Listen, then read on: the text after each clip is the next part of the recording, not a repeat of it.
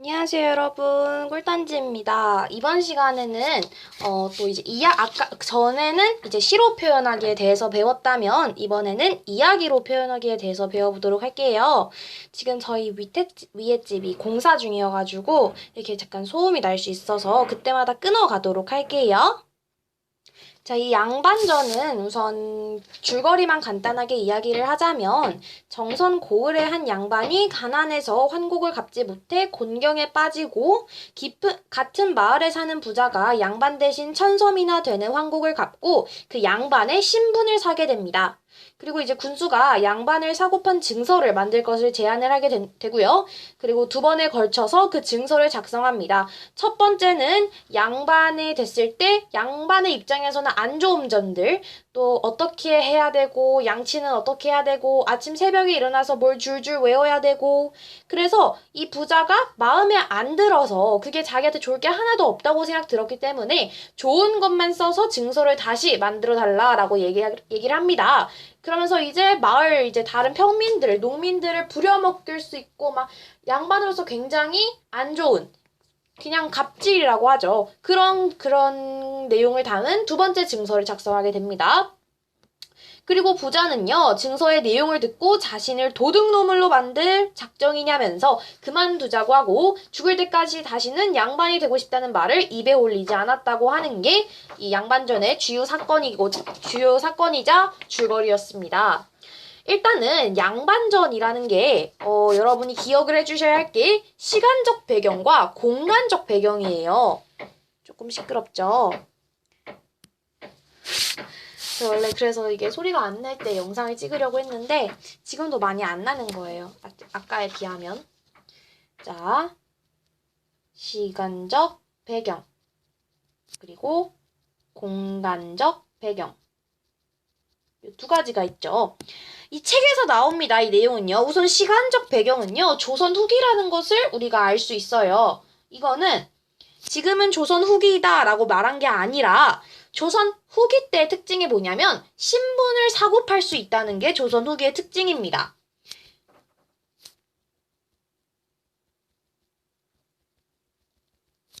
그래서 신분을 사고 팔 수 있다는 것, 즉 조선 후기 18세기 정도가 된다라는 것을 알아두시면 되겠고, 자, 공간적 배경은 뭘까요? 그렇죠. 여기가 어디라는 게 나왔냐면 강원도 정선이라는 게 나왔습니다. 그래서 이 고을, 그러니까 이 마을은 강원도 정선이고요. 지금은 조선 후기입니다. 자, 그래서 이것의 주제는요, 양반에 대한 비판인데, 비판도 이제 이번에 저희가 배울 개념이 풍자잖아요. 그죠? 제가 아마 풍자를 말씀을 안 드렸던 걸로 기억을 하는데, 그렇네요. 풍자라는 개념을 말씀을 안 드려서 말씀을 드리도록 할게요. 자, 우선 풍자 보겠습니다. 일단은 그 사람 또는 사회의 부정적인 현상이나 어리석음 등을 어떻게 비판을 하냐면 간접적으로 비판을 합니다. 자, 간접적으로 비판을 한다는 걸 보면요. 이런 거 있잖아요. 만약에 좀, 그러니까 눈치 준다고 하죠. 직접적으로 왜 이렇게 하냐? 이렇게 하면 안 된다. 이렇게 말하는 게 아니라, 아, 이렇게 말하는 사람 진짜 안 좋은데, 막 이러면서. 옆에서 간접적으로 그 사람을 비판하는데 비판은 비판인데 웃음을 사용하는 표현입니다. 그 사람을 웃기게 만들면서 간접적으로 비판하는 것이죠. 그것이 바로 풍자가 되는 겁니다. 그것이 바로 풍자.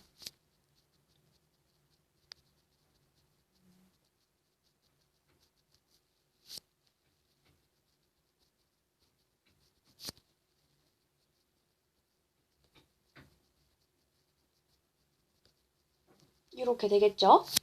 간접적으로 비판한다는 게 포인트입니다. 자, 그리고 읽는 이에게 대상에 대한 비판 의식을 갖게 하면서 뭘로? 웃음으로 공감대를 형성을 해요.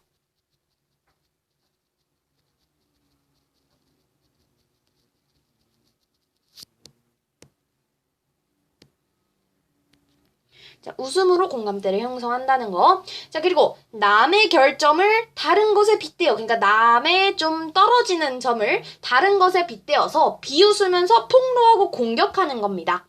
그래서 이게 올바른 사람한테, 정직한 사람한테 이 사람을 비판하고 비웃는 게 아니라 비난받아 마땅한 사람을 비판하고 간접적으로 웃음을 사용해서 그 사람이 바보처럼 보게 비웃는 거죠. 그래서 문학 작품 따위에서 현실의 부정적인 현상이나 모순 따위를 빗대어 비웃으면서 쓰는 것이 바로 풍자라는 것입니다. 그래서 우리는 이 풍자를 사용하였을 때 얻는 효과가 있으니까 그러한 효과 때문에 풍자라는 개념을 사용을 하겠죠. 직접적으로 비판할 때보다 간접적으로 비판할 때 이 느낌이 훨씬 더 잘 살아요. 그래서 직접 비판할 때보다 간접적으로 비판할 때 그 대상이 훨씬 더 내 머리에 잘 박혀서 오랫동안 기억될 정도로 인상 깊게 비판이 가능하다는 거죠. 그래서 여기다 써주도록 하겠습니다.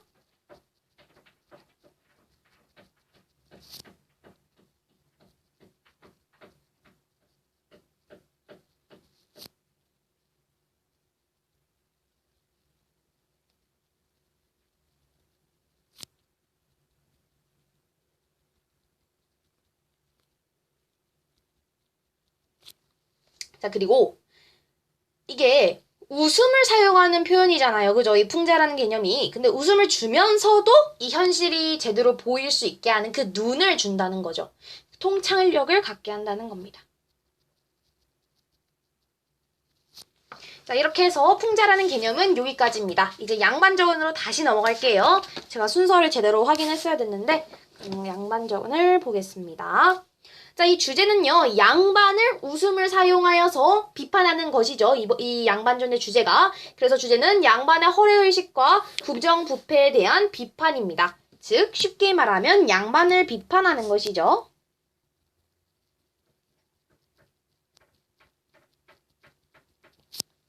자, 지금은 이걸 우리가 조선 후기라는 걸 시간적 배경이 조선 후기라는 것을 어떻게 알 수 있었냐면요. 그 분위기에, 그 사회의 분위기를 통해서 우리가 시간적 배경이 조선 후기라는 사실을 알 수가 있었습니다. 왜냐면 뭐에서 알 수 있다? 신분을 사고 판다는 사실에서 조선 후기구나라는 것을 알 수 있어요. 따라서 우리는 조선 후기의 사회적인 상황,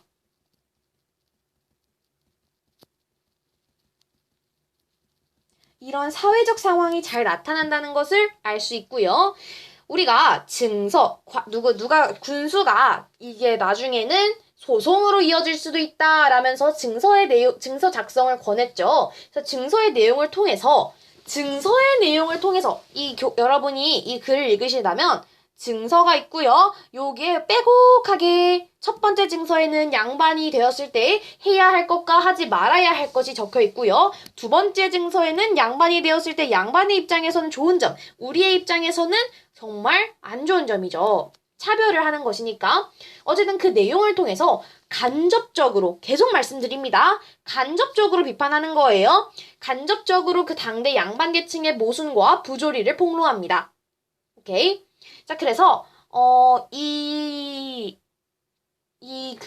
양반전을 쓴 작가가 있을 겁니다. 그죠? 그러니까 양반전을 쓴 사람이 박지원이라는 사람인데 이 사람도 양반이었다고 이야기를 합니다.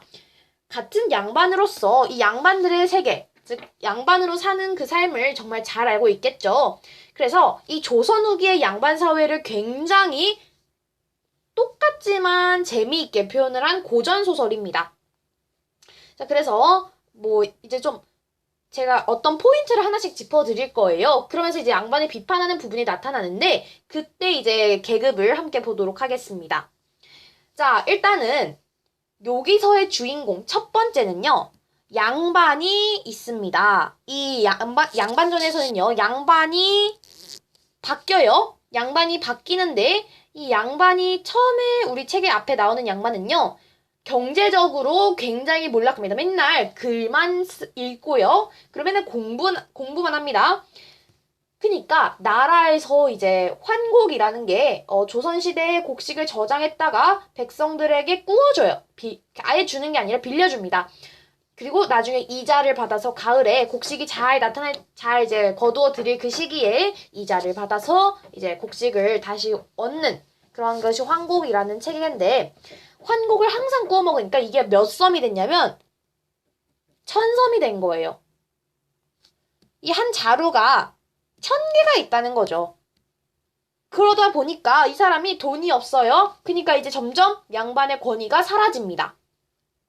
여기서에 나타난 양반은요, 경제적으로 몰락하는 양반이죠. 그래서 양반의 권위가 점차 사라지다가 이제 부자가 등장합니다. 자, 부자는요, 평민 계층입니다. 하지만 양반보다 돈이 더 많아요. 열심히 일해서 열심히 돈을 번 거죠. 그래서 이 부자가 양반이 되고 싶어서 양반의 그 신분을 사기로 결심합니다. 자, 그러면요, 이 조선 후기에는요, 어떠한 사회적 배경을 알 수가 있냐면, 이 신분 질서가 원래는 양반, 이제 평민, 이게 다 이렇게 그 귀족, 양반 이렇게 다 나눠져 있었단 말이에요. 원래는 그게 절대로 변동되지 않을 것처럼 있었습니다. 그 신분 체계가. 그런데 이제 나중에 되다 보니까 후기 때로 이제 넘어가다 보니까 이 신분 질서가 흔들리기 시작하는 겁니다. 마음대로 돈으로 사고 팔고요. 이 신분이라는 것을. 그러면서 한순간에 양반이 서민이 될 수 있는 거고 평민이 될 수 있는 겁니다. 그래서 엄격했던 그 신분 질서가 이제 흔들리기 시작하는 것입니다. 자, 우선은 양반전에서 우리가 봐야 할게요. 여기 이제 양반의 아내가 말합니다. 한 푼어치도 안 되는 그놈의 양반을 비판하는 것이죠. 무능함, 그리고 그 비생산성을 비판하고 있습니다, 아내가.